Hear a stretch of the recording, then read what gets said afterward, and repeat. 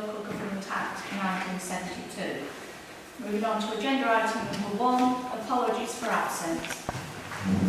Good evening, Chair. Good evening, everybody. We've got 3 apologies this evening from Councillors Cobburn, Barnett, and also from Councillor Dalrymple as well. Thank you, Chair, for what those noted. Thank you.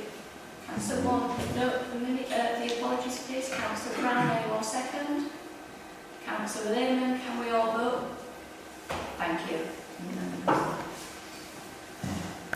Any declarations of interest?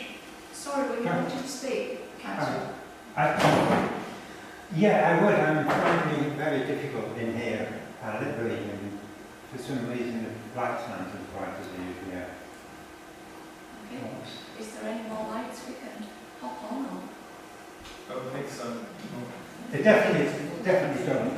It's definitely a bit dimmer than usual in here. Possibly they've been moved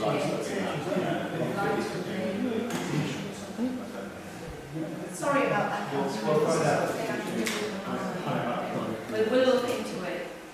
Moving on to item number 2, declarations of interest. Councillor Wyatt. Just to agree with Councillor Nichols, I'm slightly bad, and it's just too dark to do business in here.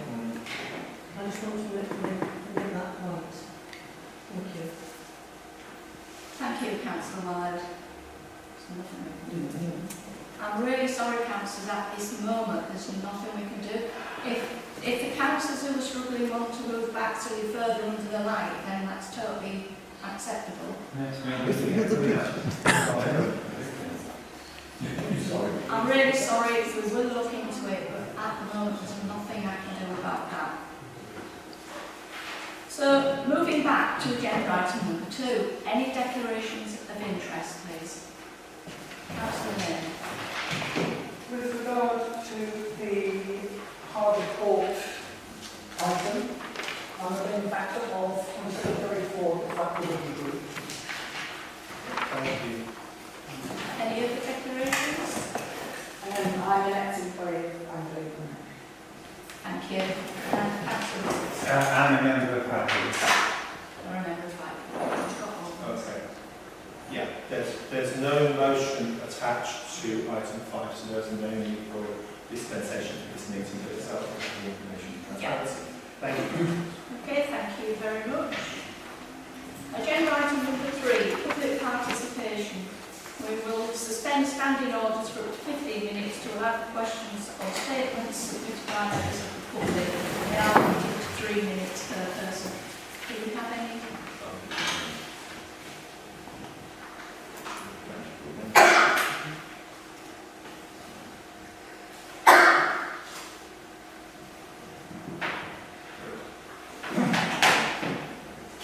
Anyone wishing to speak? No? Thank you. We'll move on to agenda item number 4, the external reports. And we're here to receive a report on behalf of Anglo-American. Mark, would you like to come to the mic? Good evening, everyone. Right, so I was last here in March, and so since then, construction, there's no real significant changes. We're continuing to see the service shaft, we're over halfway, we're into the shell sandstone, which is the most challenging part. The sink, it's going through a hard water-bearing strata and making positive progress.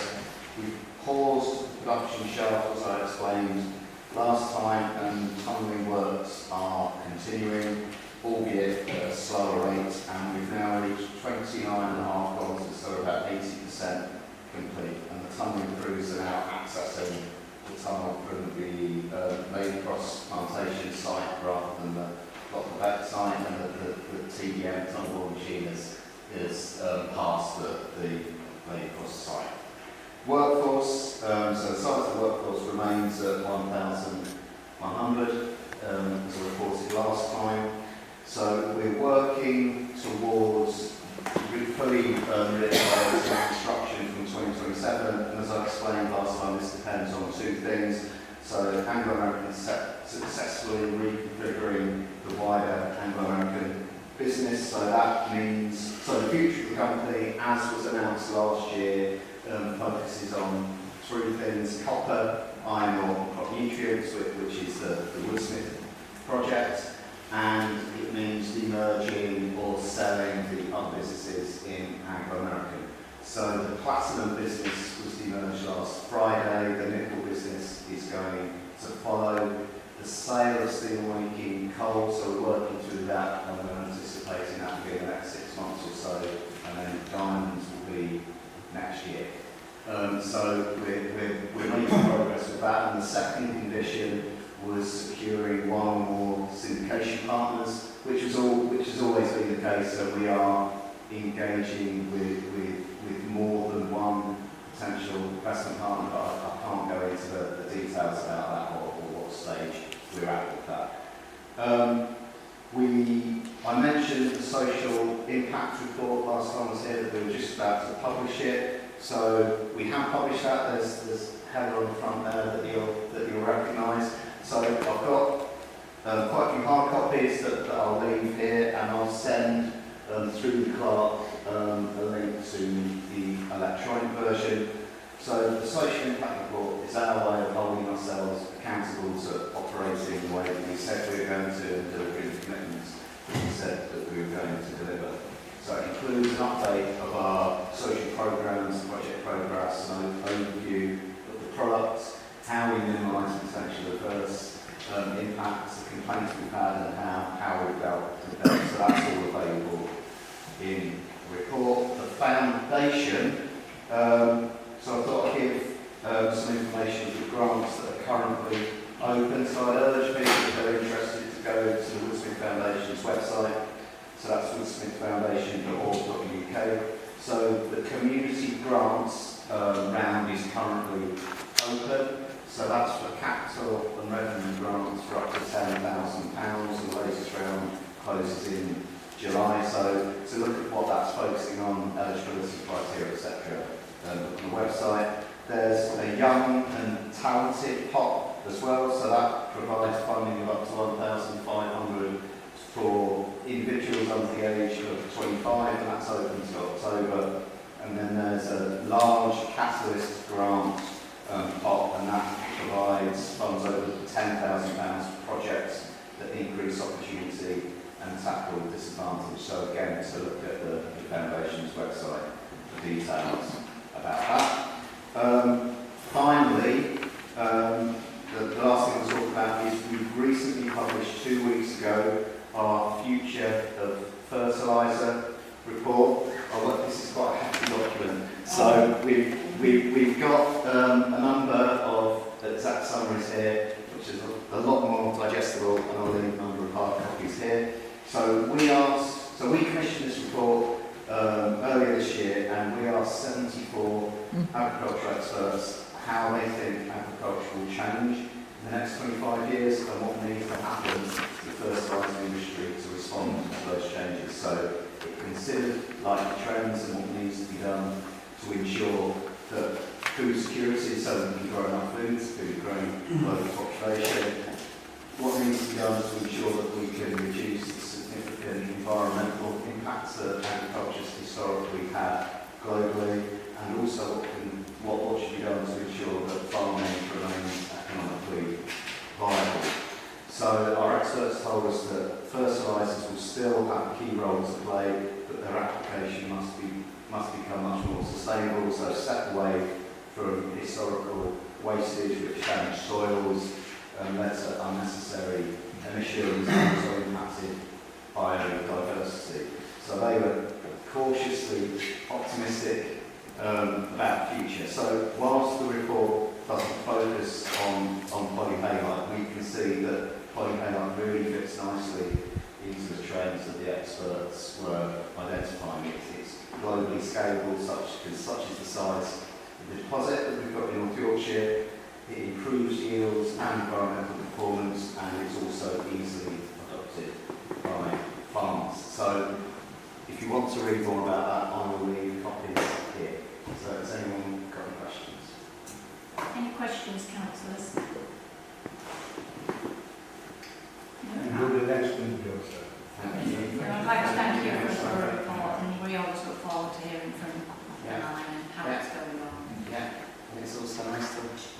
Councillor background. I actually worked on that fertiliser report, yeah. It is quite hefty. Yeah, any questions, I'll be happy to answer. I'm mainly own more, but I'm a big advocate for projects and the mineral and what it can do. Thank you. Right. I'm sure we'll take up that opportunity. Thank you, ma'am.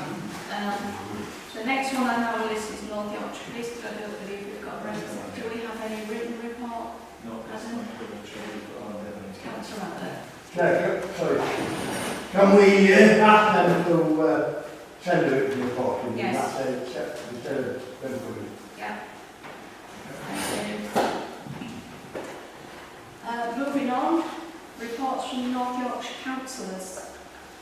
Whichever one's coming up might be you decide between yourself. Oh, Councillor Swan. You don't mind, reverse alphabetical order.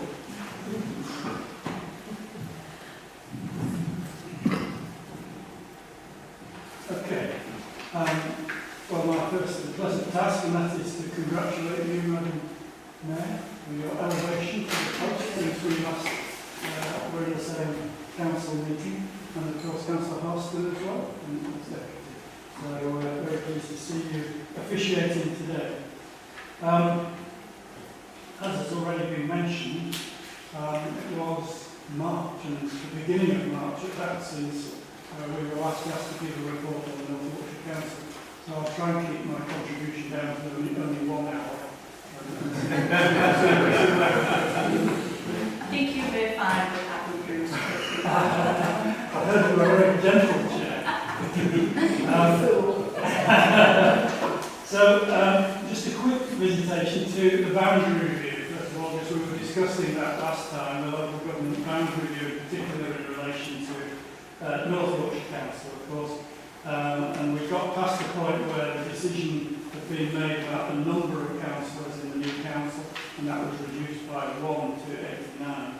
The question then was where did the boundaries lie between all the 89 divisions across North Yorkshire. And there were many views on that. This council, Whitby Town Council, put forward a proposition in relation to Whitby, which seems to have been successful.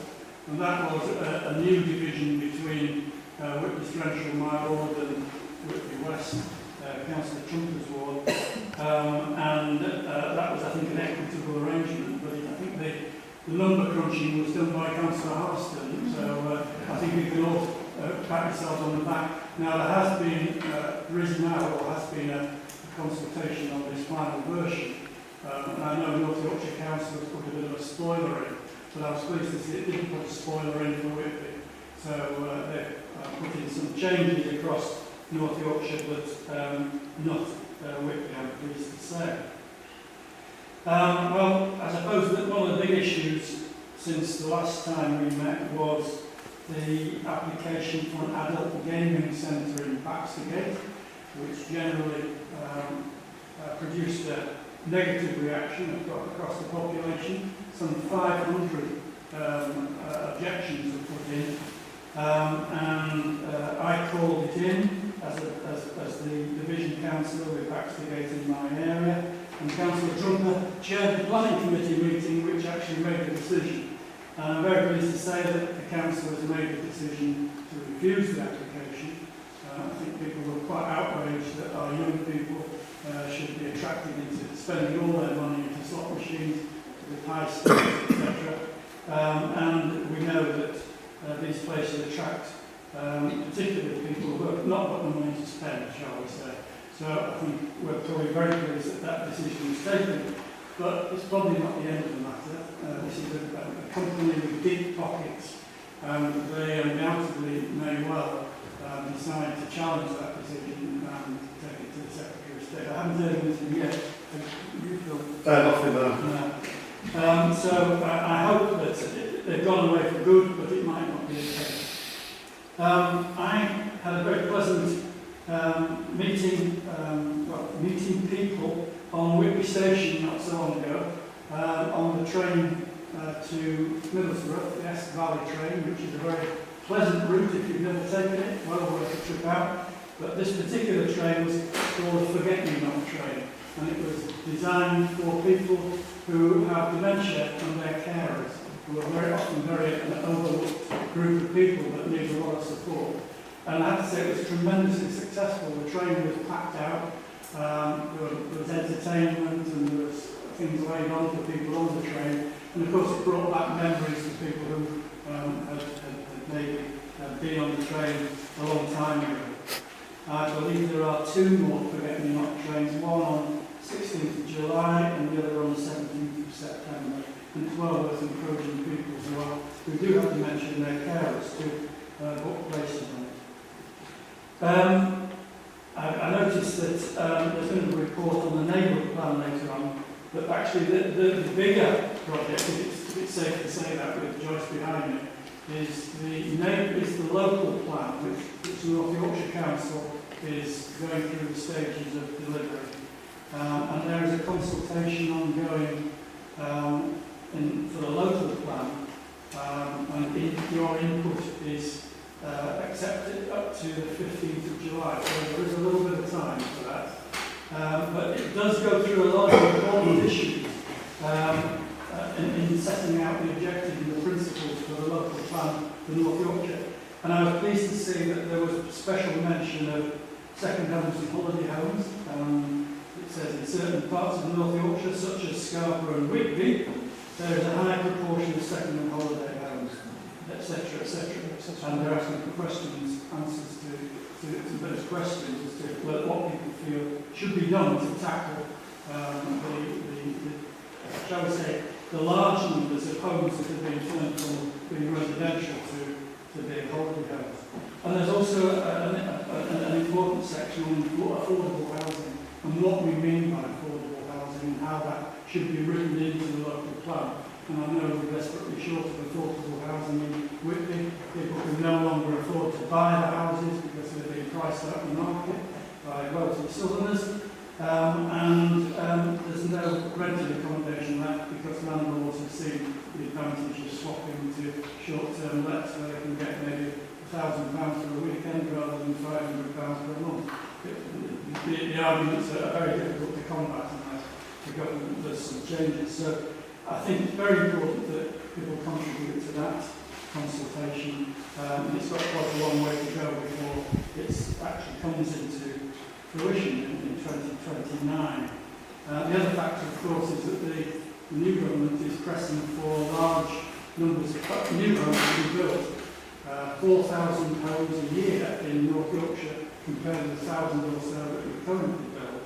And that is going to mean that has to be accommodated in the local plan and targets delivered in the period immediately beyond. I just wanted to recommend to you a new report which has been produced by the Economic Initiatives Department of North Yorkshire Council, in particular one Joe Russell, who has been in town doing quite a lot of work. It was commissioned as a result of the area committee asking for a report on economic opportunities offshore and how Scarborough and Whitby could benefit economically from those. And the report that's been published is called Beyond the Shoreline, and it's a very thorough report. It's been peer reviewed by the maritime specialists, and I have to say the conclusions are really quite interesting. I'll just read a couple of sentences if I may, Madam Mayor. I began researching and drafting this report with a loosely held belief but stereotypical mindset about the sectors relevant to North Yorkshire's coastal economy. I'd expected to find the fishing industry in a death spiral where the recent die-off was just another nail in the coffin. I'd expected to conclude that there was no possible development in this geography that would link the offshore wind industry. Link to the offshore wind industry. I'll stick a couple of lines. I was wrong on these counts.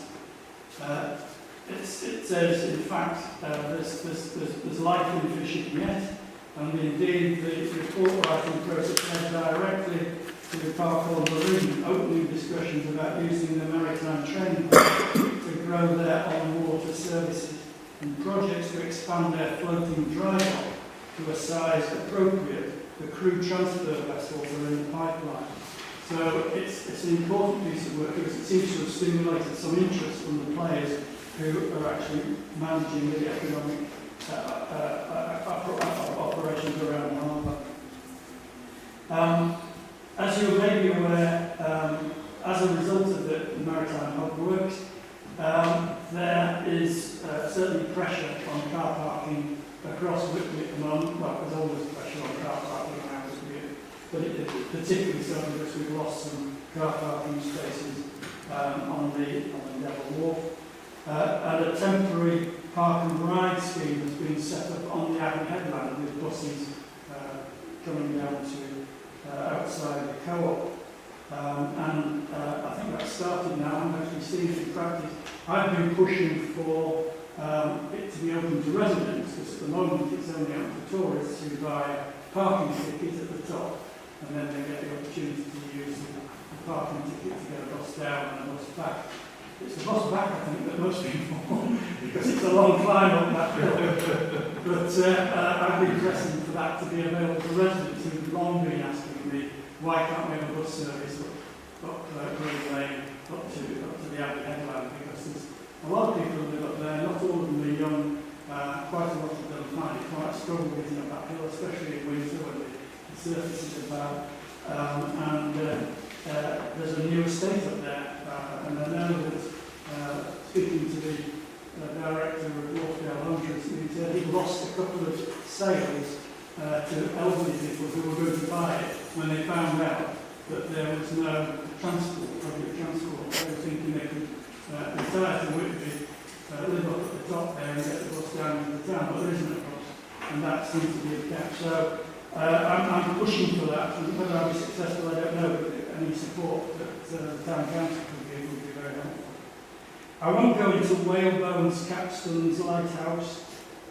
Those were issues raised by Ada Myers some time ago. An elderly lady, I think was a councillor on the town council at one time.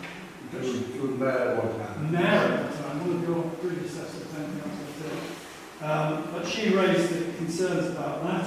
I'm pleased to say that we've moved a little bit on the Whalebones. We had a meeting with town council and North Yorkshire Council on Whalebones. Capstons, I think, have moved on quite a lot. There's a lot of work being done on those. The Lighthouse, I'm still trying to track down where the money went for that, because I told Ada publicly that there was funds to deal with reparations that are needed to the Lighthouse, and I believe it's now with the state, and I've now got to try and track that down. Last but not least, well, one more after that, home to school transport. People have probably heard the furore that's been going on from parents in the main who live sort of towards the boundaries of the county, who are caught by the new ruling for home to school transport that they have to choose the nearest school if they're going to get support for home to school transport.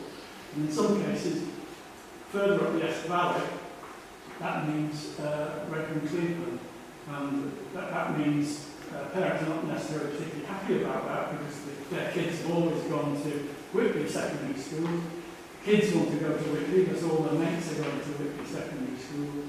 And so I did take up the cudgels on that, but it seems that I was unsuccessful, because we did have a special council meeting, an extraordinary council meeting, to debate a motion from the Liberal Democrats, which was supported by all the opposition parties, but it was voted through.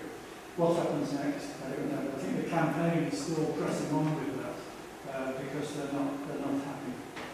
Finally, just a bit of public service information to let you know that revenues and benefits, which is basically council tax and council tax benefit, is going through a process of changing their computer system over at the moment. So there's actually no access to that until the end of June. So if you've got a technical issue and you ring up asking, how much do I owe from 2023 or whatever, you probably won't get an answer, because you can't get into the computer data until it's all up and running again. So I've touched on the reasons there, Madam Mayor. I hope I don't take too much of your time. Thank you, Councillor Swanwick. Always very thorough with your report.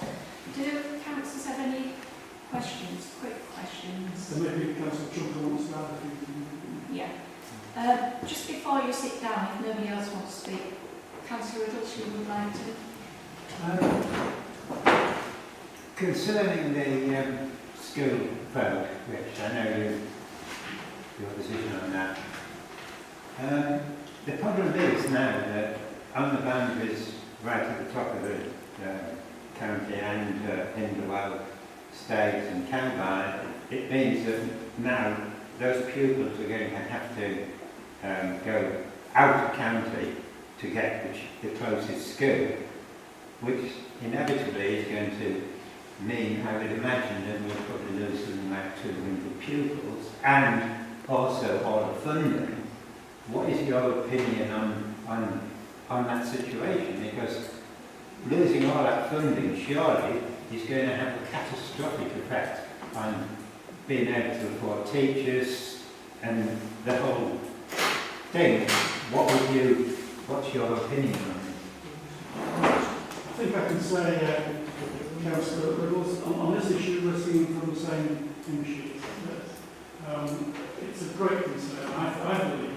Now the answer I've been given is that the numbers haven't been affected this time around, and the numbers is what counts, because it runs on seats when it comes to school. The capitation grant is based on how many kids you've got in the school. If we lose more children, then really the funding is not there to pay for the teachers and all the subjects that we need. This was the problem when it was split between the two schools, Estate and Cambridge. And the argument there was we couldn't run two schools with only half the number of pupils in each, which was a fairly compelling argument. But then the conclusion from that was we'll build one school, or we'll keep one school from the two schools, and that way the financial situation will be good for the future.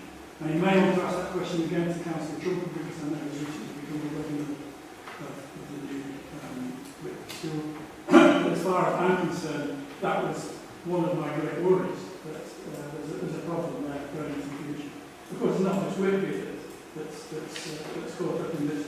There are other schools at the boundaries of the county, and you could see from probably the coverage that there were lots of demonstrating at the extraordinary council meeting on the 21st of May that we were aggrieved about this, and lots of upset parents who were very concerned with the outcome.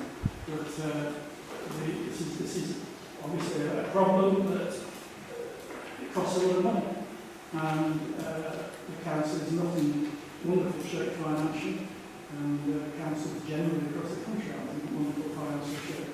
So can you continue to pay out for buses for kids to school? And I make one conclusion, I don't know whether Councillor Trump can. Thank you, Councillor Swan. Very briefly then, Councillor Abbott and Councillor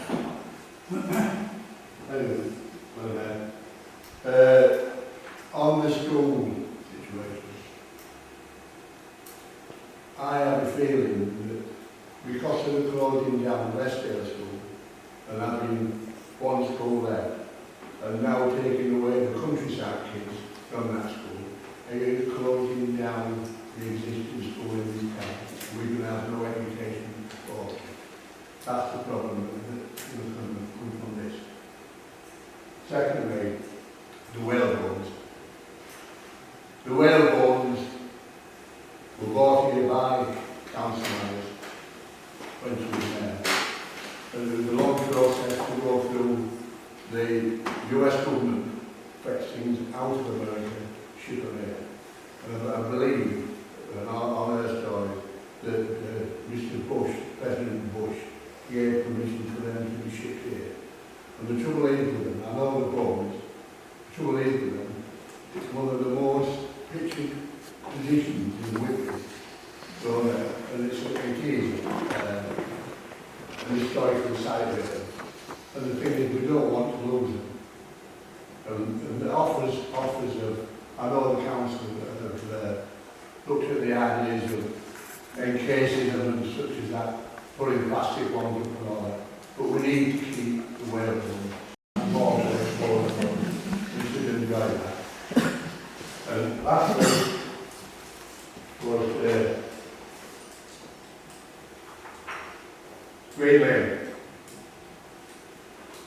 You've been at Green Lane, you know what it's like. And for anybody to decide that we'll put a car park on the top of Green Lane when there's no footpath down Green Lane and the only way down by the alley is the steps.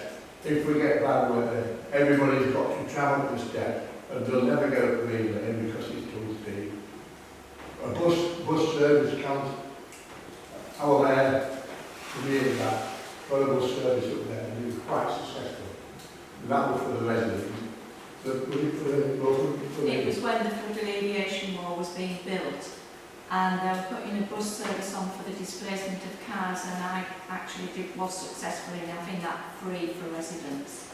I've written, following on from your question as well, Councillor Swanwick, to be fair, and I've had a reply back today with the reasoning why they won't let residents on. I think I would be challenging it, let me put it that way. So the thing is, we're raising barriers already, Councillor Swanwick. You know, we want things to work here. You're coming back with reports to say we're going to do this, that and the other, and we've got walls, brick walls we can't get through. We've got issues that somebody's going to have to knock them down so that we can get things done. So that's all I have to do. Thank you, Councillor Abbott. Quite briefly, Councillor North. Thank you, Madam Mayor. Some of these may be yours, some of them may belong to Phil, but perhaps you can find that out between you. Last autumn I raised the possibility of an existing bylaw that prohibited motor vehicles on the prom. And one or both of you said you would look into this. So put your specs on a little bit closer. The matter of street trading, particularly at the bottom end of Battergate, the two pubs that face each other now have tables that fill completely the pavement and go right up to the edge of the road. That is illegal. As I'm sure you know, Phil will know from his planning experiences. So if you could look at that, would be grateful. And also, I think it's Cafe 54 around the corner. They're also coming further out than they should do. And it's wrong that young mums with prams should have to push them in the road to get around people getting hammered on Saturday afternoon. We have a number of paragliders trying to enjoy themselves by putting themselves off the cliff top. Now, there is a law existing which is that they must not fly within 500 feet of people or properties. Well, some of these people within about 50 feet of people or properties. It only takes one slip and somebody's going to get seriously hurt. I know it's a case of catching people at it, but perhaps it's something you could investigate. And could you also have a word with the people who drive the replacement bus, the promenade, or the personal racetrack? I think that'll do. Thank you, Councillor North. Shall I quickly come back from Councillor Abbott's points, and then I'll leave most of what Councillor Knott has asked to my colleague, because most of those are really on the schools, I'm worried about the situation, and as I said, that was why I took the step of speaking in council, and I hope I represented the concerns of the community in doing that. The whalebones, we're on it. That's what people say, isn't it? We're on it. I first of all raised that as a possibility to find people with conservation experience at the museum. So I thought I could use a little bit of my locality fund to find out exactly how to preserve the whalebone. And that has moved on a few steps now, and I know that a number of councillors now, Whitby Town Council, are keen to know an answer. And there was a meeting that took place with John Woodhead, as I mentioned, which I think was a productive meeting. It may be ambitious because I think it wants to replace the rail lines, and that might, as you say, be very difficult, especially since it was 2020-ish that those rail lines were built. I think the sentiment on Wales has moved on a little bit since 2020. We might find that we are more concerned. And we've got, of course, Donald Trump in the presidency, and he's not very keen on letting things go for nothing, so we might find the cost a little bit more. But nonetheless, the brief is to find out, speak to its council in Alaska and see what they say, and that's the first step, and I think will be important back. Councillor Wyatt, quickly. Thank you. If you go and have a look at the state of the railroads, you'll see that we haven't got a lot of time to wait. We've been campaigning for these railroads for about 3 or 4 years. And if you look, I don't know what's happened, but there seems to be 2 wooden blocks being placed at each side of the railroad. I don't know if that's to protect it or what, but one side of the railroad is completely split. And this is not just like, oh, people come to it. This is a worldwide site. People are renowned for those railroads. And we can't keep saying somebody's looking into it. We want to know what's going to happen. I mean, we already realise that probably replacing it is just not going to happen. And there's nowhere on earth that anybody's going to accept a plastic railroad. So why can't something be done now to just try and preserve what we have? Why? Can you just tell us why it seems such a difficult thing to do? Thank you. The key thing now is that the special meeting round is that the North Yorkshire Council has taken ownership of the problem and is now moving forward to see what can be done fairly quickly to see whether there is a process by which we can get a replacement railway. Failing that, I shall be certainly pressing for other options to be looked at, and undoubtedly I would imagine town councils are going to do the same. I don't know whether they're planning to reconvene that meeting when we get an answer from John Woodhead, but that would seem a sensible thing to do. Green Lane, yes, all sorts of difficulties with the Green Lane idea. Not least the fact, as you say, Green Lane is not ideal in terms of a road. It's quite narrow, you can park all along it. In fact, you'd probably be surprised to hear that the signage going up to direct people to the Abbey Headland, but it's directing it down Portsmouth Lane. So people have got a long runabout to get to the Abbey Headland if they decide to do that. And by the time they disappeared into the countryside, somewhere around Summerhill Garbage, I think they'll think, well, the heck am I going to? You know? So it might be difficult, but nonetheless, that's the preferred route. So hopefully it won't affect Green Lane. But you're right, pedestrian-wise, it's not great. You have to cross over halfway down. And I did ask that the Caveman's Trot, which is the little path that goes down from the top there down to Church Street, be renovated. And I'm not sure what happened with the Wilson say, but it looks great. I'll just answer one question from Councillor John Stanley, and that is in terms of the issues related to the Whitby Way and Osborne's on Baxterville, and how tables and chairs and other matters. Lots of complaints about the noise and so on at peak times. That is obviously, as you well know, because you're a bit of an expert on licensing, council. It is a licensing matter, and the tables and chairs are subject to approval by the local authority. There was a point at which tables and chairs there was a more sort of liberal approach to tables and chairs taken during COVID, but that is now over. There is regulation. So at that point, may I sit down? I was just going to say, I think we've had you stood there for long enough, Councillor Swanee. Thank you very much for all your answers and bearing with us. We'll come back through emails, I think, Councillor Swanee.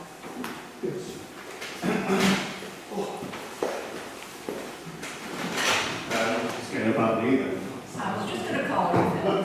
Congratulations as well, Councillor Turner, on your version to being there. I haven't thanked you as a North Yorkshire Councillor. Oh, thank you now. I hope you do I know you will do a fantastic job. So first thing I wanted to mention was Whitby Pump Track. It was opened last month. I've been involved in the pump track since 2019. I've been working with Scott and his team since then, providing a lot of advice and local funding. It was just great to see it open and people on there and using it. And I think it's going to be a fantastic asset for the community and the town. I would just say it's the way the project has developed and worked with the community group, the CIC and North Yorkshire Council working together. I think it's such an inspiration really how we can move forward with these kind of projects in the future. I know there's a few projects. Again, I'm talking to another group about extending the skate park upon the site. So again, I think we'll use that kind of the template that we worked with Scott, and I think that would be something that we could push forward and develop the skate park as well. But there's also talk about improving the whole area up there, so that's something that we'll be working on over the next few months and year. Another project I like to talk about is the Old Town Hall. That's another project I've been involved with for many, many years, and we've got the chance to visit again last month. And I'd just like to say the work being done to the Old Town Hall is amazing. Looking at the kind of damage to it and what's basically required to bring it back up to a good state of repair. It probably only had a few months before it was condemned. So the work on it is basically saving that building for the next 50 to 100 years. So it's a really important project. An iconic building will be saved for the community.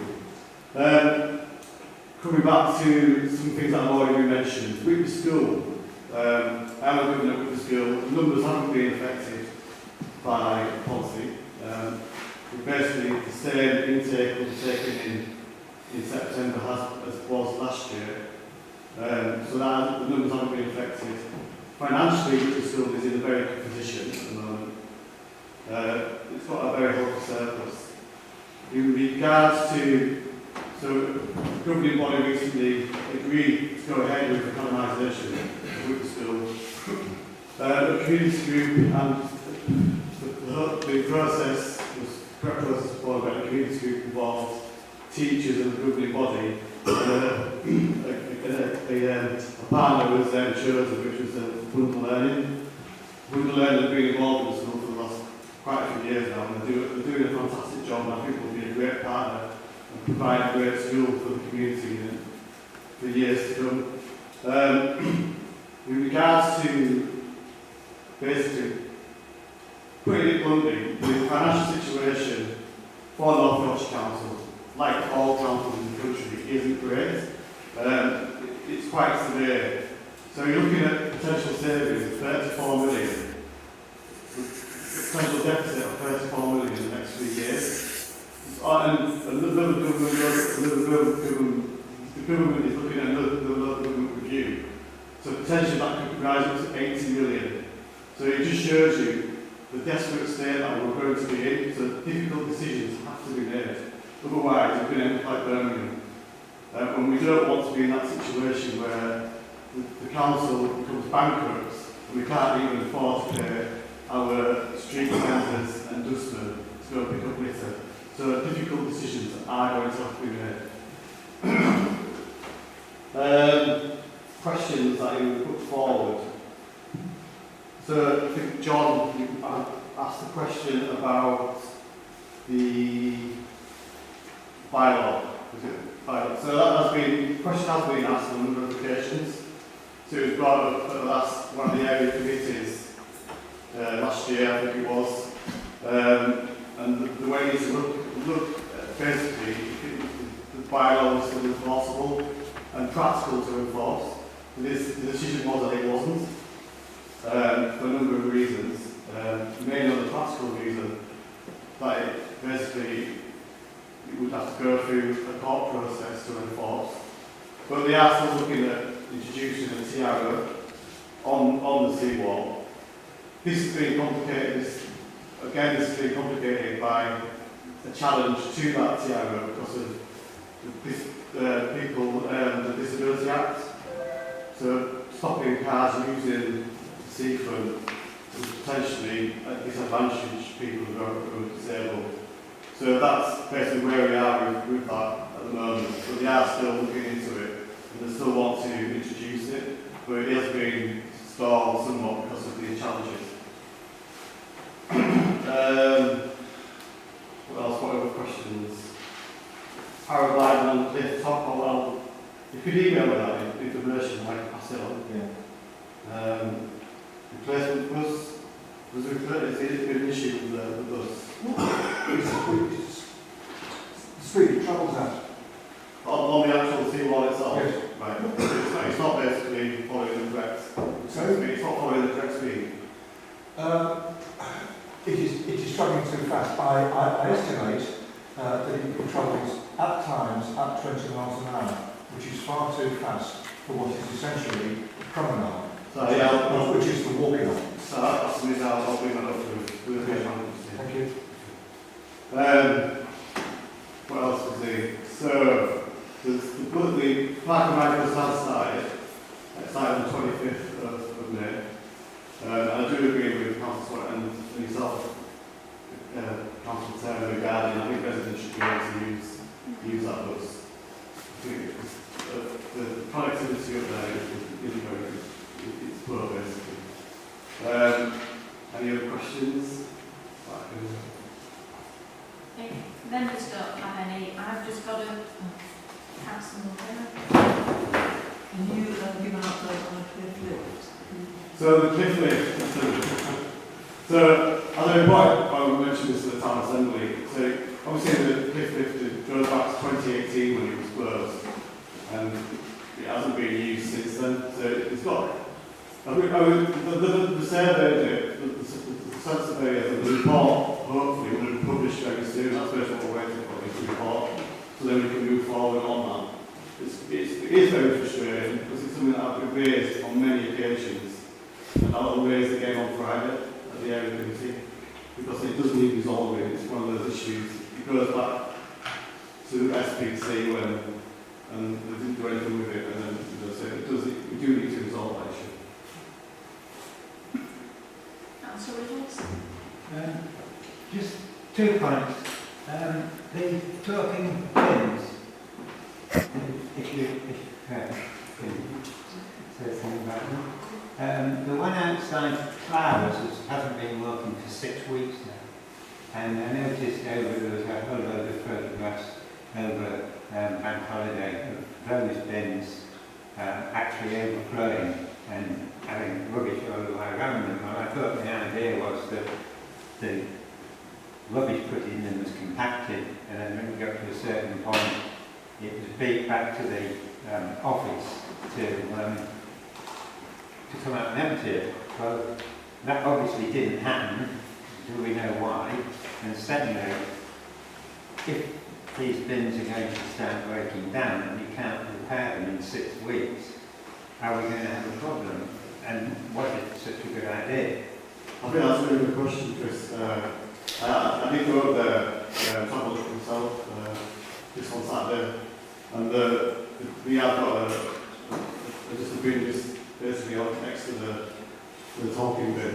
But I mean, I'll chase it up actually, because I think the last thing we want is these bins breaking down and then not being able to empty them. So yeah, I'm chasing that. And just one thing on the school thing. Could you actually, I'm sure that all the governors it must be a concern to them that if we lose pupils, and my maths say that if we lose pupils, our level of pupils in the school is going to go down. I really think that the governors need to give a great deal of thought to that, because it's inevitable that we will lose pupils. No, we're not losing pupils at the moment, but we have discussed it.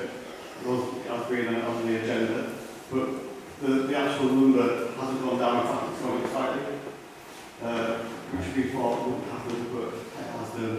So we've been looking into the mitigations, but there are mitigations in the policy as well, which also means those that can't afford it will still get the transport required.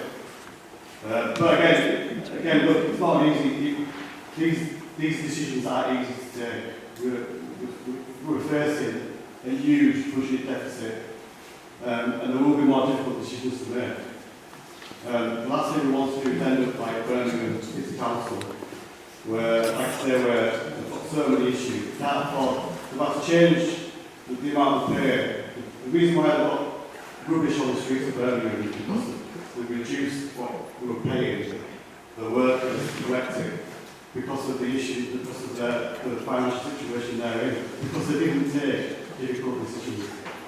I appreciate that, but what... I appreciate that, but the thing is, North Yorkshire are trying to obviously doing their best, but they seem to have this policy that everyone's got to be the same, and Whitby is different to everywhere else, and there will be other spots that are different as well. And you've got to treat each community slightly differently, and the skill problem in Whitby is probably as bad as it is anywhere in the county. And I really do think that North Yorkshire need to look to see that in various places with education in this case, that they can't have one policy suits all, because it's such a big area that just cannot happen. It just can't happen that way. There's got to be exceptions.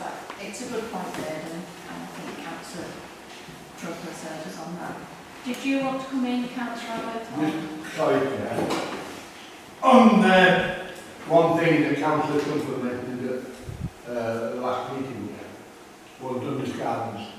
He said it'd be done now. He said it'd be free to stay. I think that's incorrect, Councillor, but I didn't say it was going to be. So, on Douglas Gardens, so if you were at the meeting when the town assembly, we talked about it. So basically what happened with Douglas Gardens, I gave Douglas Gardens, well I gave the money to, so basically what happened, Douglas Gardens, again another legacy issue with SPC, the playground was moved, SPC, anyway, we moved away from that, but the Douglas Gardens, the residents wanted a replacement playground.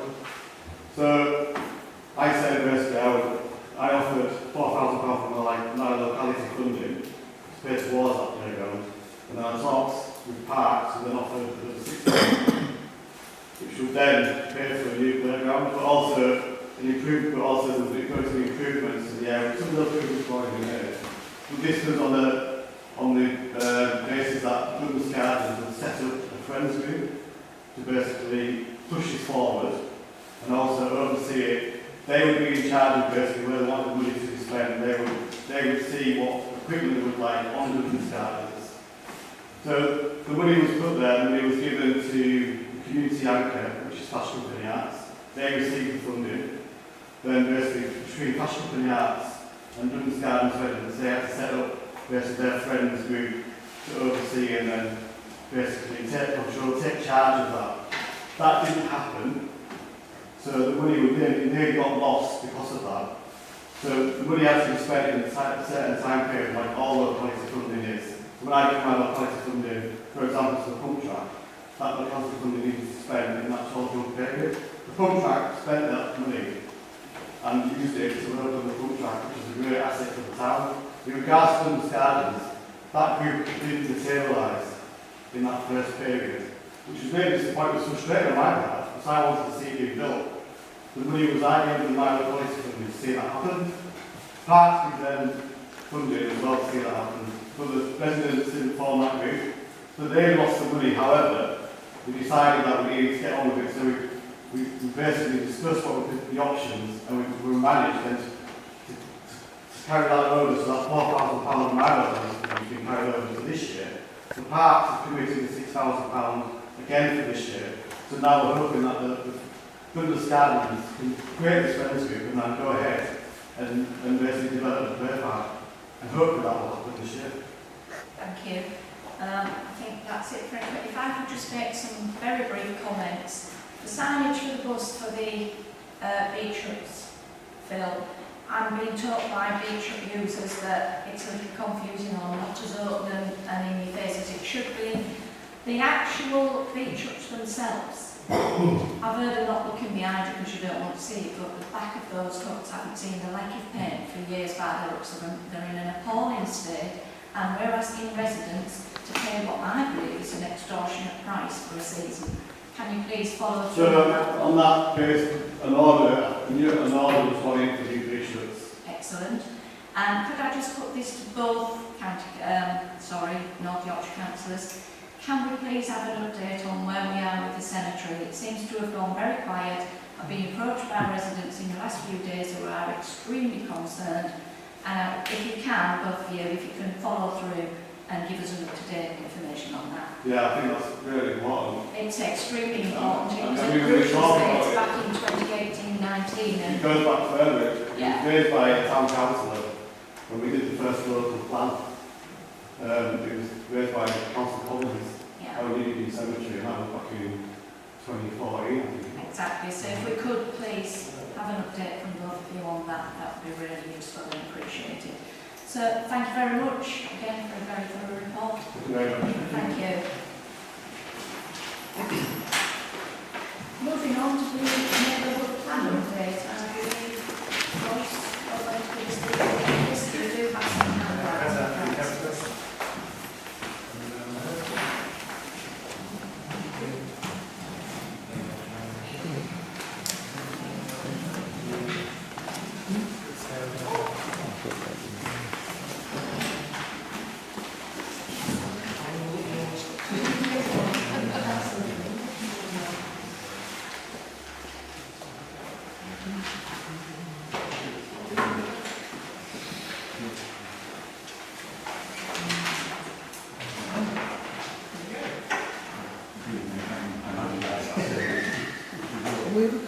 Right, thanks very much for the invite to speak to you this evening and update you on the Whitby neighbourhood plan.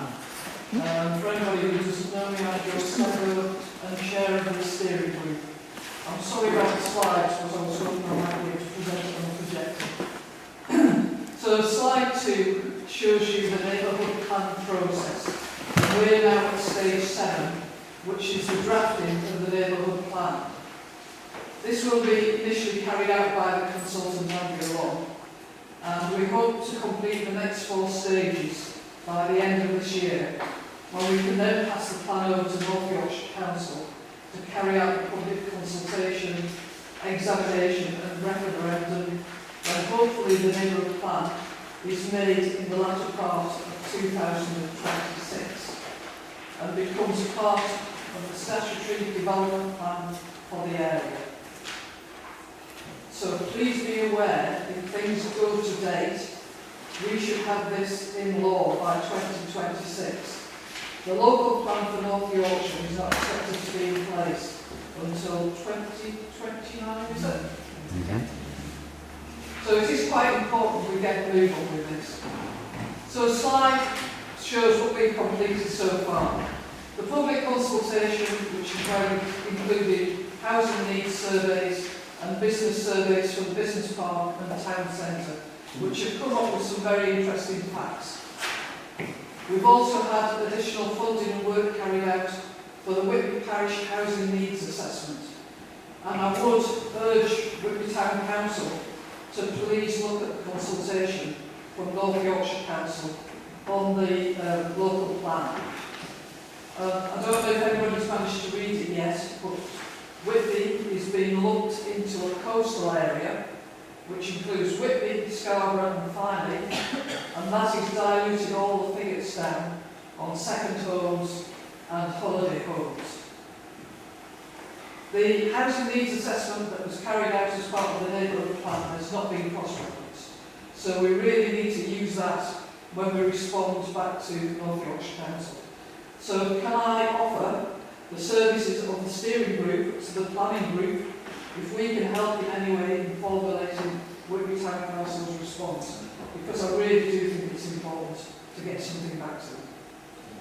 We've also done the Whitby Parish Design Code. I must admit, I wasn't particularly impressed with what's gone back, and I feel we've missed out quite a few key points. And the one in particular I wanted to get across was the flooding risk in Whitby, which differs to every other place in North Yorkshire. And I really felt I would urge you to look at this information, particularly the housing needs assessment, if you respond to the North Yorkshire Council local plan consultation and closing date we've already heard is the 15th of July. Slide 4 covers the content and the structure of the plan that Andrea Long, our consultant, will be drafting for us, and then the steering group will be going through it, and Whitby Town Council need to adopt it as well. So we'll cover the introduction, which is the status and purpose of the plan, visions and aims, so the community's overall vision for the area, and overall aims for its future development. The vision and the aims of the plan can then be translated into detailed policies, guidance and proposals later in the plan. Evidence on the area, an overview of the neighbourhood area to provide a useful context to the policies of the neighbourhood plan. The summary of the community engagement, it's useful to provide a brief overview of the community engagement programme that was undertaken and the key outcomes and issues arising from this. Local green space designations, we know that Whitby has a very small amount of green space compared to many other towns. And we can then designate local green space, which again I think is very important for Whitby. Site allocations and or development envelopes. Neighbourhood plans can define areas within which development may be located. For example, creating town and village envelopes. The boundaries of sites and or village envelopes should be clearly shown on scale plans. And we've already started pulling together some of the mapping. Planning policies should provide a clear indication of how a decision maker should react to a development proposal. It helps if they have supporting text that displays the intention behind the policies. Supporting guidance. Policies in the plan can be supplemented if necessary by more detailed guidance. And as I say, we've done the housing needs assessment and the design code. We are also looking at the non-designated heritage assets. But one of the things I was trying to make, and we are setting up a meeting with the heritage group, is that the conservation management plan for Whitby has never been fully publicised. It's very difficult to understand because you've got to read the draft, you've got to read the inspector's report, and I mean, even North Yorkshire have made 2 mistakes on that plan in the application for the Maritime Hub and again for Brook Green Park. And they've made mistakes because that management plan is so difficult to follow. Infrastructure. We could include policies around improving public spaces, highways, pedestrian links, or providing new community facilities, providing these were essential to allowing the development of certain sites to go ahead. Matters outside of the scope of the neighbourhood plan. A non-statutory part of the plan could be added, perhaps as an annex, describing proposed actions or projects arising from consultations, meetings and surveys. And I think we've been given enough information from the consultation process to put some comments forward on this. So slide 4, pre-submission consultation, Regulation 14 consultation, timetable and actions. So the first one is to prepare the draft plan by our consultant, the steering group, and then hopefully Whitby Town Council to agree to it. And we're hoping to complete this by summer 25. We've then entered 6 weeks public consultation, publicising the draft plan to people who live, work or run a business in the area. The publicity includes details of the proposed neighbourhood plan, where and when it may be viewed and how to make comments on the plan and by what date. In addition, the plan must be sent to local planning authority, certain statutory bodies, neighbouring local parish councils, significant landowners, local businesses and local community organisations, all of which must be consulted. We then need to consider representation and modifications. A decision will be made of whether to amend the neighbourhood plan in response to each representation, with decisions and reasoning behind them recorded as this information will need to be incorporated into the consultation statement. The steering group of Wigan Town Council will need to agree the modifications and approve the resulting draft of the plan for submission to the local planning authority. Once we've gone through all this, the next stage is bringing the plan into force. Responsibility for taking the process forward lies with the local planning authority, North Yorkshire Council. The local authority will publicise the plan under Regulation 16 and arrange for an independent examination. This will consider whether the neighbourhood plan meets the basic conditions and other legal requirements. If successful at the examination stage, with modifications if necessary, the local authority will then arrange for a neighbourhood plan referendum. If there is a majority yes vote, then the neighbourhood plan is made and becomes part of the statutory development plan for the area. It's interesting if you look at the local plan consultation that's out at the moment, of what they're saying on second homes and holiday homes. And they are highlighting that it could be down to neighbourhood plans. The only concern I've got there, North Yorkshire has got one of the lowest number of neighbourhood plans in the country. So I think it's very important we do progress with this neighbourhood plan. The only query I've got now is we're waiting to hear about the next round of funding. And if the funding doesn't come through, what happens then? Because we've spent possibly 2 years now working on this, and I do think it's very important for Wigan to progress this plan. So hopefully, if the funding doesn't come through, we'll be coming back and having another sort of chat about this. But I'll keep my fingers crossed. I think it's you, is it the other plan? Yeah. Right, thanks very much. Thank you. Any questions, councillors? Can I just ask Councillor Moore? I think we as a council should be thanking both Joyce and Andy for all the hard work that they put into this neighbourhood plan. Thank you.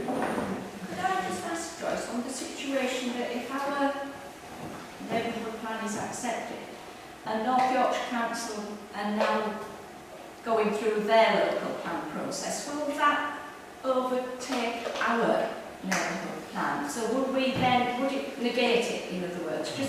Just to clarify for me, because I'm not quite sure where we go with that. Well, hopefully it won't, because we are talking to them, we are arranging meetings with them and trying to see. And as I say, they seem to be emphasising, if you read what they're saying at the minute, they are emphasising that neighbourhood plans can put in certain information. I don't know if you know about this, but we're hearing about second home in Scarborough Wigan, but the highlight that the majority of second homes and holiday homes is at Friday, which surprised me. That would surprise me, actually. Yeah, and they're still quoting Scarborough Borough Council's figures, not the housing needs assessment we've had done. So I don't know when their consultants actually started working on it, but I'm surprised they haven't picked up the one, an independent consultant did for us. Well, I'm sure we can ask So, a question yeah. from... So that's why it's important, I think, we put feedback via the town council. Yeah. But this Joyce's brilliant presentation, really useful, and I think in terms of there's a current sort of legal or statutory position about the influence that neighbourhood plans have and the requirement of the Housing Planning Authority to be mindful of the decision they make. That's why they're so important. At the same time, there's been some, discussion or speculation, about whether that will or not get weakened in the future. But George is absolutely right. As things stand at the moment, it's really important to keep the work going and keep showing the importance and elements of the work. And then we will see whether there is any external statutory change that affects this or not. But we don't know that yet. And obviously, the group are working with Andrea, who's an expert in these matters, so we listen to her in terms of what the best approach is. I mean, the neighbourhood plan is supposed to be reviewed every 5 years, and and obviously there's always legislation coming in, so something always Things can alter. Yeah, but, we can just do what we can at the time. But as I say, we can get a march because we can get it in earlier than they can get their neighbourhood plan. Excellent. Well, just echoing what Councillor O'Hara has said, we obviously offer our thanks for all the work that you're doing there. It is very much appreciated. It's a very, very important document, and we've got to be on top of this, so thank you very, very much. Thank you, Joyce. Moving on to agenda item 5, the recent town court judgment received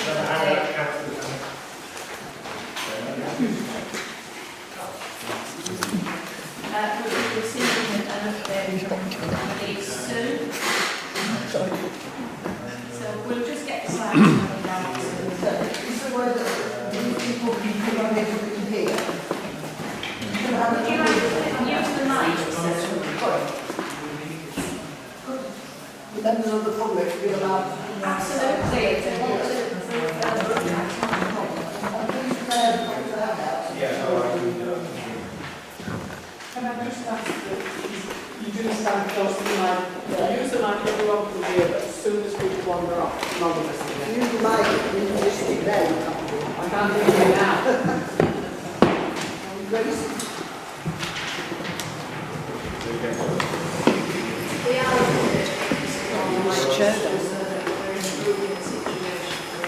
the idea That's okay.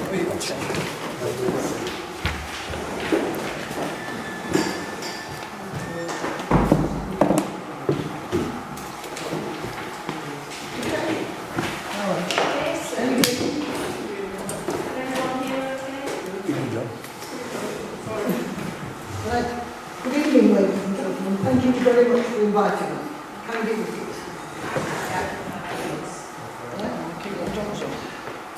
This is a very quick overview. I know we have 30 minutes, but we are happy to come back.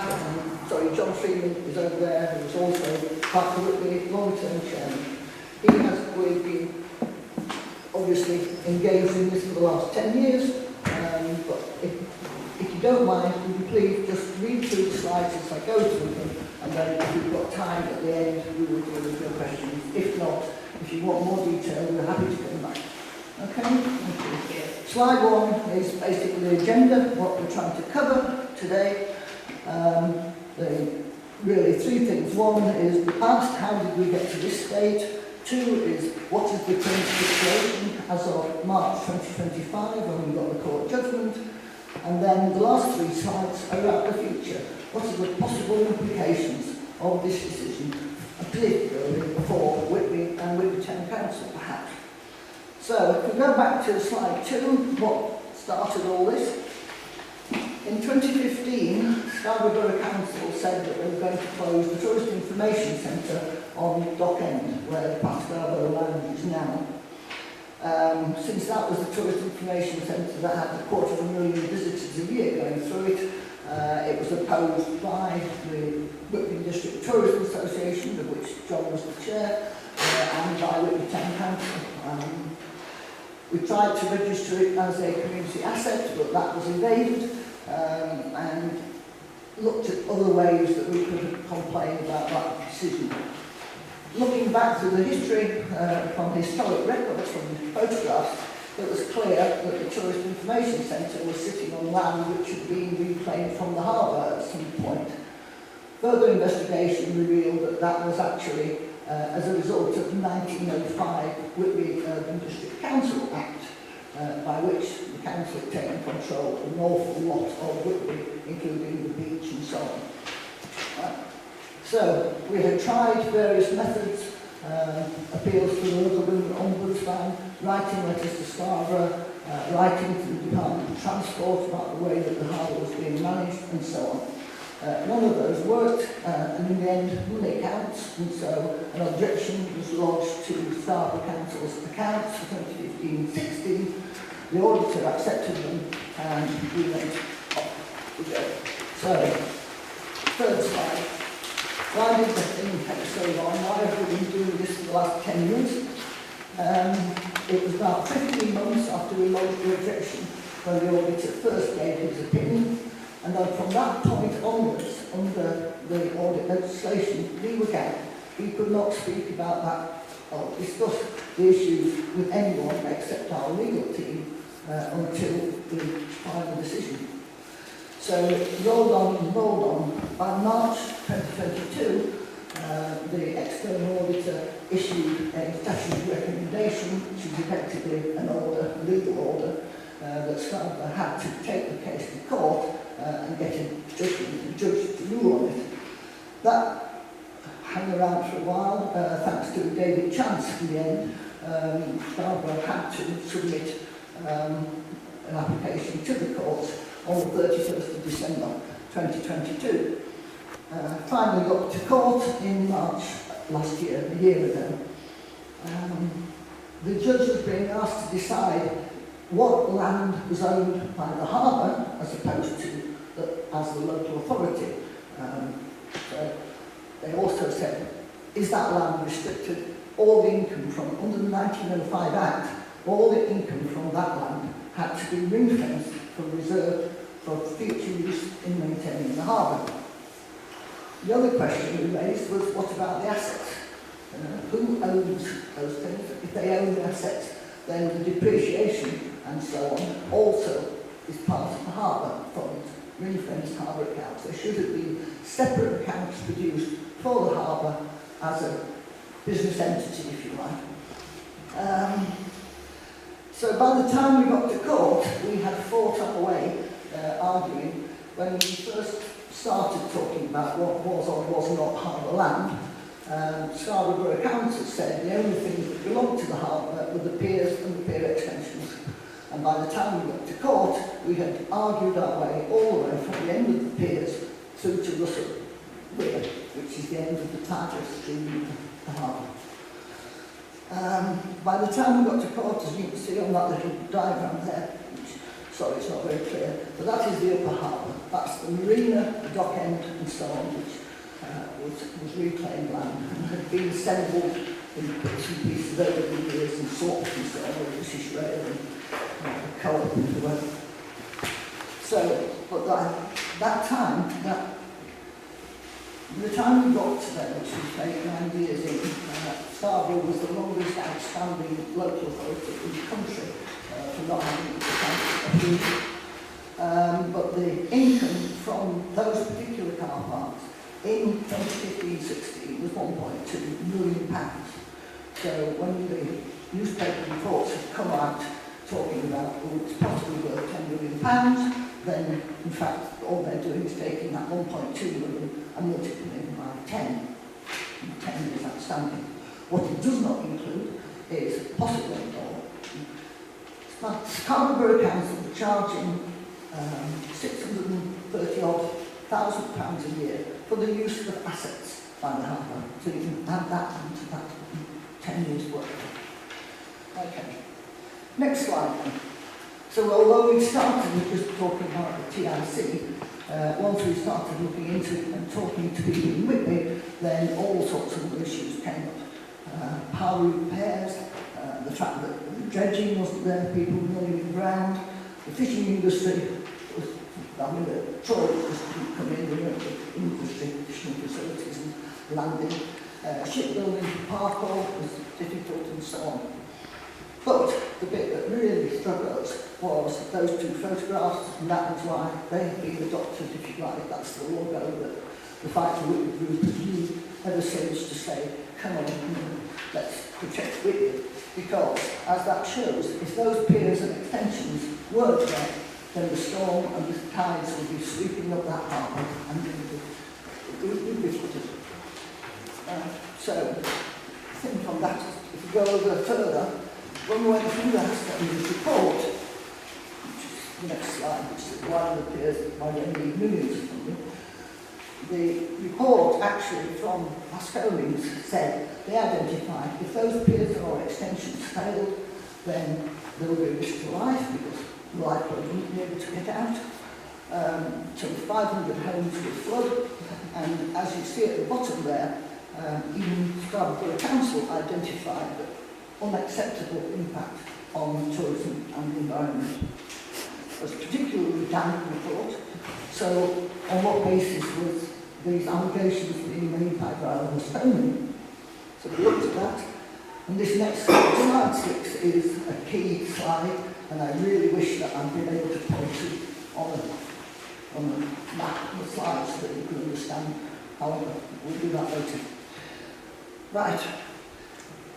Royal Asconian is an international firm of consulting engineers who have got huge experience in terms of maritime industry and harvest and so on. They did 2 or 3 years of investigation back 2009-10, paid for by the Environmental Agency. That went into what was called Shoreline Management Plan for all the Whitby area, so looking at coastal defence, which bits of coast we need to defend. That was adopted by Scarborough Borough Council and by the Environment Agency in 2012, and it now is part of the North East Marine Plan, which is administered by the Marine Management Organisation. Okay. The key bit, and highlighted in red there, is the fact that they identified in those studies that the piers and the extensions are one unique system. They integrate. You need all 4 of those parts to get that protection. Okay. So, they then have other conclusions, which is saying you've got to put a lot of money into them in order to protect them for the next 50 years. But those estimates were based on 2006 estimates of sea level rise and storm changes and so on. So those need to be revised. So, in that planning report, what happened? Next slide about the actions that followed.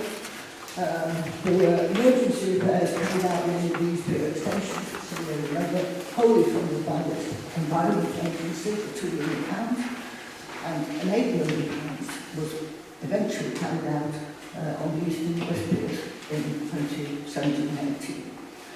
They are clearly identified there was a strong need, essential need, to carry out major repairs to those extensions by 2032 at the latest, on condition that the condition was monitored in between, that they had dive surveys carried out on them.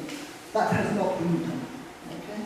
But the other thing that they did identify, which brings me into this, is the fact that in order to maintain those extensions, you need Endeavour Wharf as the base from which you take out all the equipment. It's all delivered. When they worked on the piers, the 2 piers, East and West piers in 2017-18, it was also used as a site compound, and it was a bigger footprint, and is currently planned for the Endeavour Wharf, for the Maritime Public Building on Endeavour Wharf. Heavy good vehicles with all the deliveries and equipment and everything else came down and was stored on the wharf. They prepared the concrete or whatever, the canteen, site facilities, the washing facilities and so on for the workmen who were using this pier were situated on Endeavour Wharf. Okay? It has to be done from there. You can't have people working out on the piers, and the tides obviously vary from day to day. And if the weather changes, you have to get those people off the piers, and particularly when you get to the extensions, they need to be taken off urgently. They also need to take off all of the construction equipment and any loose materials, because if they get swept into the harbour, particularly from the East Pier extension, it will block and you've closed the harbour. And there will be no maritime industry for a hook to support, apart from being able to get anything out of the harbour, and 450 people who've got leisure boats in the harbour will not be able to get in there. So, that brings us up to the current day, really. We had the decision, and the judge agreed all the way through. The 1905 Act still applies to Whitby Harbour. All the money should be ring-fenced for use in the harbour. And one thing that came out of this is how unique Whitby is, in that we do actually own the bed of the harbour. Most places around the country, the Crown Estate owns everything up to the high water mark. Does not apply in Whitby, because the land and the freedom of the liberty of Whitby Strand, as was called, was given to what became the Lord of the Manor before the Domesday Act was compiled.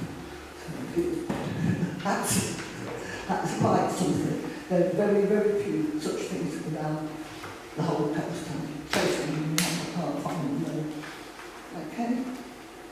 So, you see that. We've got the decision at the beginning of March.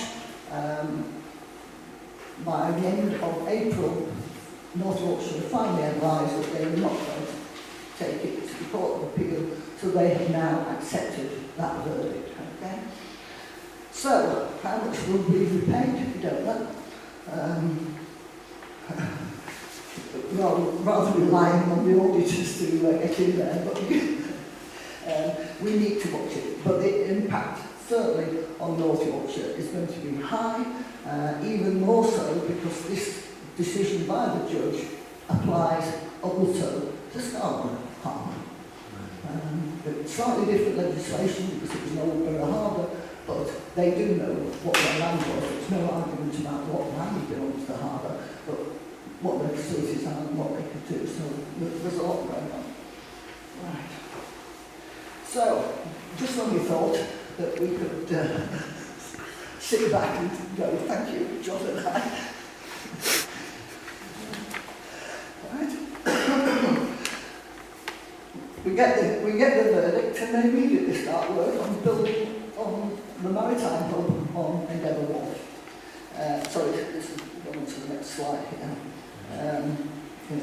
Yes, Fibre Whitby utterly supports the idea of having £10 million invested into training and maritime facilities within Whitby, just not on Endeavour Wharf.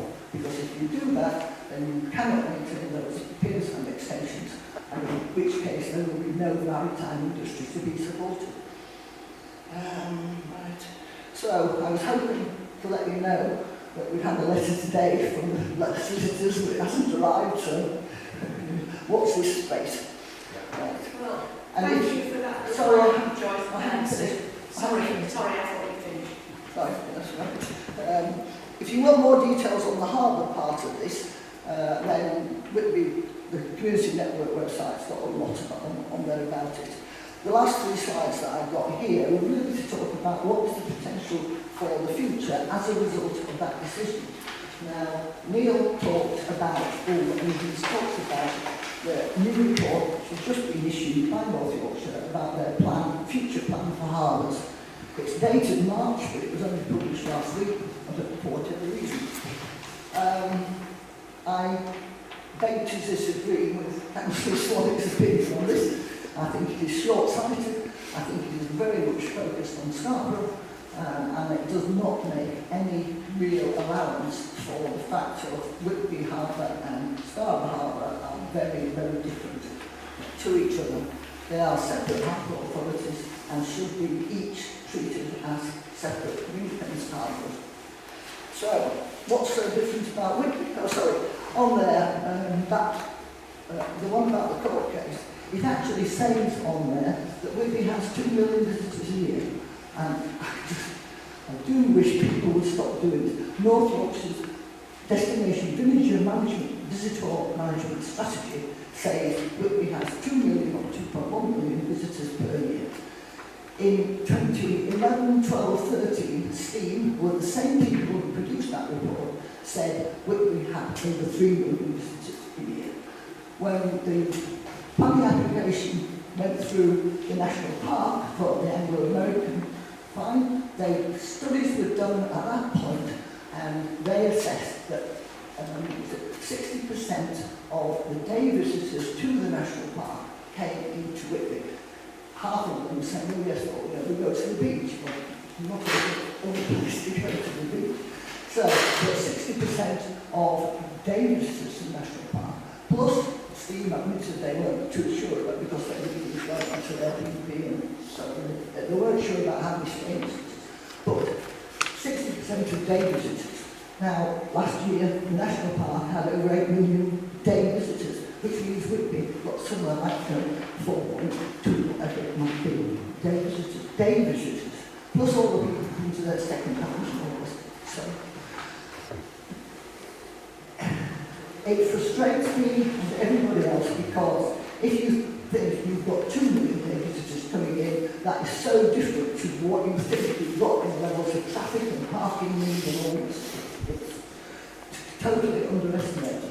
Anyone who tries to get across the Sea Bridge because locals don't do it on there.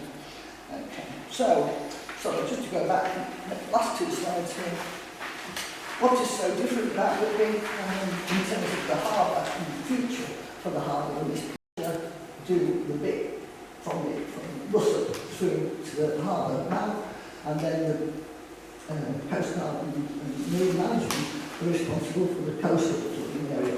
We sit in the middle and nobody is knitting those things together. Okay? We're always on the edge and covered by 2 or 3 different authorities who are all supposed to work together. But the other thing, and key, I think, to the future, is the fact that we are the only town in England which is wholly surrounded by a national park, but it's not part of it. So that's partly why we get so many of the displaced demand for holiday homes and second homes that cannot be met within the national park. People say, oh, fine, we'll go to it instead. I think that needs looking at. But the other thing is the government and North Yorkshire Moors National Park have ambitions to have maritime national parks, perhaps mirroring the national parks on land. Some sort of marine protected area at the 3030 and all these countries are signing up to a 3030 that says, by 2030 they want 30% of their land, 30% of their seas protected for environmental reasons. Right, so the last point then is the potential is there. Whitby community and the Whitby Urban District Council, who covered exactly the same area as Whitby Town Council, managed that harbour extremely successfully. They built piers, pier extensions, the bridge, renewed the fish quay, built Endeavour Wharf, reclaimed the upper harbour and built the marina. All with the local support. And they did wonders for the economy of this town, which was going on there. So, the guidance that the Department of Transport issues says you manage local harbours with a harbour board. I think part of the pilot version of the harbour board, which was hampered by not being given the powers and the facilities that it should have. It has been done in other places. Cornwall had 10, 12 municipal ports, little smaller ports to some extent than we have. But what they have done is put each one of those its own separate harbour board, and then at county level they just have a complete unitary county level. They have a supervisory council committee which looks at how those are being operated and makes sure there's no contention or if they can help you to. So that's one possibility. So, over to the Town Council. You are our local government. Thank you, Sue. Again. One more thing. Our particular hope.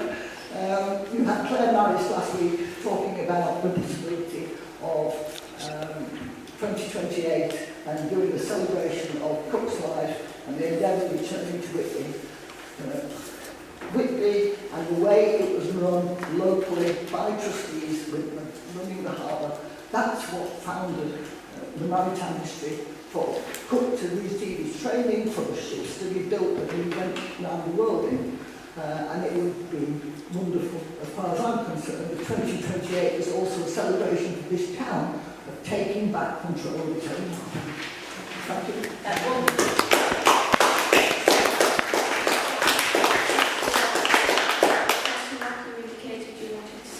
Yes, thank you, Madam Mayor.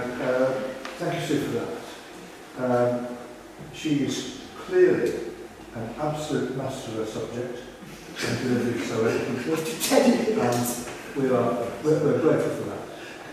What we're not grateful for is the fact that you have asked Madam Mayor and the Clerk, North Yorkshire Council, to come along and give us a presentation on this issue as well. And they have prevaricated, and we still haven't got a date for them to come and talk to us. And I think again, this simply demonstrates the contempt in which North Yorkshire Council holds its town councils and in particular this one. Thank you, Madam Mayor. I think, Councillor, the reason that North Yorkshire Council haven't come to us yet, so I'm informed, is that they're still working on the settlement figure and bringing everything together, so when they do come forward to speak, we've got the package before us on what the implications of the court case judgment will be. They are working through it, but we're just waiting for that to come through. I mean, I think from a fight for Whitford perspective, and in fact, you, as a town council, have done it. You have said you've got objections to your accounts. You know, the auditor said, yes, they need investigating, and you said, fine, we'll get independent audit advice as to what is. That is what has happened here. The judge has said it is, but Mazars as they were, and Fortress Mazars as they are now, and who are still the auditors for North Yorkshire County Council, I'm sorry, we would be pushing for an independent review of that audit. They've got to get this right. And it doesn't just affect Whitby, it affects Scarborough. And I do know that Scarborough Town Council, the new Scarborough Town Council, are making control of their harbour's future a high priority. Do any of the councillors... Sorry, just to quickly pick up on Councillor Lott's question. I have been in regular correspondence with the relevant senior officers of North Yorkshire Council in recent weeks because we know we want to talk to them. And I am assured, I have an email here, that says that they will be organising a special briefing for the Whitby Town Councillors.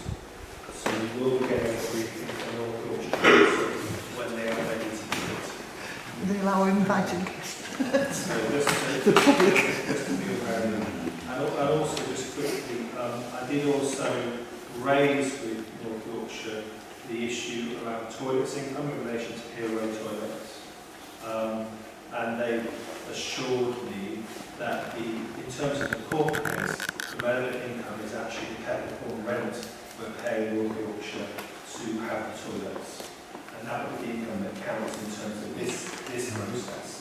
And the business income and expenditure of the toilets is not impacted by the court case. I know some people were forming impressions that it might impact our toilet income we receive ourselves, and the view I've been sent is that's not the case, just to give that clarity to councils as well. Thank you, Chair. Thank you, Adam. Well, again, thank you, Sue. You just echo our thanks. You've taken 10 years of your life to go through this. It's an education that not a lot of people would have given. John and I would say, he's 82, I'm 78, we can't do another 10 years, somebody else is going to have to take this over. What are you talking about? There's another 20 at least to fight there. And the fact that the county have just built the harbour for the expense of fighting for the funds, how does that fit? Do you understand what I'm saying? Yes. Yeah. Yeah, we're going to build it. North Yorkshire are going to charge the harbour with the costs of the court case. Really? Yeah, that's uncontrollable. That's appalling. We will look into that, councillors. That's a very relevant question to be asked. Right, moving on, members. Agenda item number 6, the minutes. 6A is to approve as an accurate record minutes of the following meetings. We've got the extraordinary full council meeting of the 29th of April, full council annual meeting of the 13th of May, and the extraordinary full council meeting of the 27th of May. And we can go through these minutes separately, however councils want to do it. Chair, can I just say, before we go through them, or as we go through them, that on the minutes for the full council on the 13th of May, which is going to be page 5, the 5th page of your pack, we are item 00825, the 3 motions that were considered under that item. Motion 2 was that council the ex officio non-voting members at all committee meetings. Check back through the notes to check that the meeting did pass that motion, and we believe that it did. But I think it's important, as we're considering the minutes here tonight, to make sure that there's clarity about that motion and what it means. And in terms of, so I think Chair, we were saying we just want to clarify a bit further. Yeah, I think we need to clarify that there's been some confusion that it means all councillors would be ex officio on all meetings. And it's really, and I'll go back to the people who put the motion forward, Councillor Riddles and Councillor Lehman, that the motion really relates to the fact of members who aren't, councillors who aren't members of that particular committee could sit as the ex officio at all committee members. So what happened to me? Is that correct? What happened to me then, in my situation? That was a different thing, Councillor Harrison, because we were looking at tenders. There was a commercial sensitivity regarding that, and it doesn't matter where you go, if there is a tender process in place, that is just related to the committee members. That's the way it works. That's the... So anybody who wasn't there must obviously abstain in a future meeting when the full council accept the code. And that must happen all the time, and that's not be present. Because we can't go with that. And that was madness today. I know there could be rules, but it was crazy. When I had to be. In simple terms, Councillor Harrison, it's the rules of the game. If you are not on the committee... How can a council... Councillor Harrison, please. If you are on a committee, and that committee are looking at commercially sensitive tenders that are coming through to this council, then any member who is not on that committee must leave the room. It's not rules we make up, that's the rules that we have to adhere to. I accept that, but the point I'm trying to make is, how can you expect me, or other councillors that live, to vote to accept the code if we aren't politically information? Sorry, to clarify further, obviously when the final recommendations of the committee come to council, then any relevant information needed by all councillors to consider the matter will be presented to them then. And obviously if any of that is exempt information, will be presented as exempt information. We're sorry if there's any confusion about that. Well, I know that it's, as the Mayor is saying, within the town council there are things we have to follow, and sometimes it's not really one thing for us, and we've got to get issue to go in councillors. If it's outside the document, and you must trust my integrity. Councillor Harrison, I'm going to stop you there, because you've been given the reason by myself and the clerk. If the committee's going to consider that, then they're considering that as an exempt item, so it has to be done confidentially. Will I be experienced? That's what happened today, and that's what happened in process. The reason why we just wanted to flag this minute up now is to make sure all councillors are clear about what this motion means, having voted for it, if that makes sense. In other words, we're just making sure we understand it, as the Mayor has explained. It means in practice that obviously some councillors are already members of committees, so they've got to be ex officio members of committees because they're members. Does that make sense? Now, we're sure that's the intention of the proposers of the motion and they gave the motion. We just want to make sure that that's clear to everybody as part of the agreed meeting minutes. That's all we want clarification on, that all the members... That's you, Chair. Thank you. Thank you. I've got Councillor Ott first, and then I'll go to Councillor Smith. Thank you, Madam Mayor. Thank you for that lucid explanation of it. The motion as it stood was quite clearly absurd and made absolutely no sense. Now that you've explained it and what was behind it and how it will work, I think most of us can readily understand it. What I would ask, if I may, is that you expand upon the board motion which we have and explain exactly what it means in terms of people at meetings, which we're going to face quite regularly over the next few years, when all councils will be at meetings of several committees. If that could be explained, it might take several sentences to do it, but I think it might help to have that absolute explanation of the law. Thank you, Madam. Thank you, Councillor. Councillor Smith. Thank you, Madam. Can I ask that all ex officio members are sent an agenda of meetings that they're not on? Because how do we know if there's something that particularly interests us, we don't know what's going on in the agenda? The dates and meetings are are with all councillors, and all meeting agendas go onto the council website, so councillors are able to see and access for themselves the information they need to see if they wish to attend the meeting. Happy with that, Councillor Smith? I'm further being set out. Councillor Mrs Smith. May I talk from the meeting agendas out to all councillors? I know previously on this council we've all been circulated all agendas to all councillors. What's the problem now with doing the same? We'll take that up, Councillor.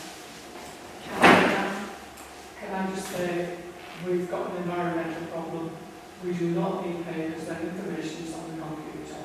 And ideally we would all have tablets and this sort of thing, and sometimes yes, it is lovely to have paper. But for everybody to get sent every piece of paper. I don't think that's the intention of Councillor Brandon. I think that emails do go out to all councillors. Every councillor has got an email address, and that would be the format that it would be delivered. I've already raised issues today which will be coming before you in the near future regarding the amount of printing and paper used in this council. So that's a separate agenda item for the very near future, but that's the way it will happen if it does, Councillor Brown. Thank you. Any other councillors got any comments on that? Right, moving back to the, as long as we've got clarification on that, we'll move back to the minutes that we're looking to approve. Are there any further points on any of the minutes of the meetings I have alluded to already? Councillor Smith. Yes, it's with regards to when we amalgamated them and sorry, I've lost the point. But basically the minute says that the clerk told us that we might not be able to have 2 full council meetings.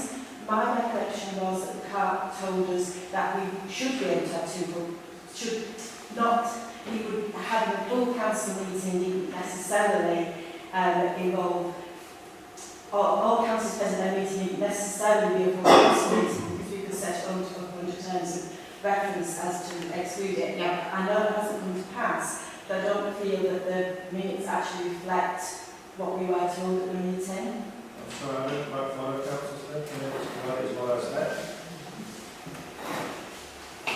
I think we followed through, to be fair, that the clerk did clarify the reasons. We asked advice on the situation where we would be having 2 meetings a month where all councillors would be present. The clerk took legal advice to ensure that we were moving in the right direction. Yeah, which did well. In terms of this meeting, that's what I said. So I accept that that was right and I accept that that's been accepted. What I was trying to express was that I understand that's the case, but I don't understand the open saying I would follow that motion under the recommendation from the clerk that we weren't going to have 2 full council meetings. I know it's ended up that way, and I understand why it's ended up that way, and I believe it's the correct way forwards. I just feel the minutes don't quite reflect that actually having a meeting. I think it's difficult with those that's absolutely fine. You try to keep the actual point of minutes is that they give you the information as briefly as possible, as you well know. I'm not trying to teach you how to suck eggs. And I think that we all were present, we've heard the reasoning why, and I think, we've got to take it without it being a book in front of us that relates to everything said. Okay. So with that, any further questions on the minutes? Could I have someone to move that we approve those minutes? Councillor Abbott, you're moving to approve. Do I have a seconder? Councillor Riddles. All in favour? Any against? Any abstentions?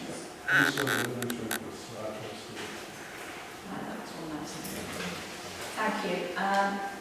Agenda item 6B. This is to receive the draft minutes of the following committee meetings, which was the Town Development and Improvement Committee on the 6th of May. Again, members, any questions, comments? No? Could I have somebody move that we receive those minutes? Councillor... I know, you're neighbour.